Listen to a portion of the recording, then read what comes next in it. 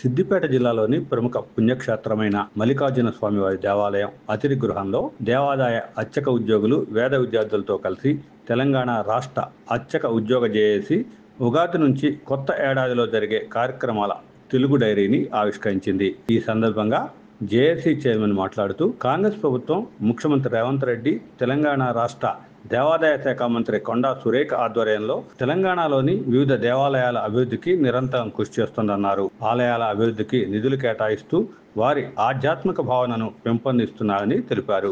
అర్చక సంక్షేమ బోర్డులో ఉన్న నిధులతో అర్చక ఉద్యోగుల పిల్లల భవిష్యత్తు కోసం సంక్షేమ పథకాలను ప్రవేశపెడుతూ ముందుకు సాగుతున్నారని తెలిపారు. అదేవిధంగా మే 15 నుంచి జరిగే సరస్వతి పుష్కరాలకు శ్రీ కాళేశ్వర ముక్తేశ్వర స్వామి దేవాలయ ప్రాంతంలో తగిన ఏర్పాట్లు చేస్తున్నట్లు తెలిపారు.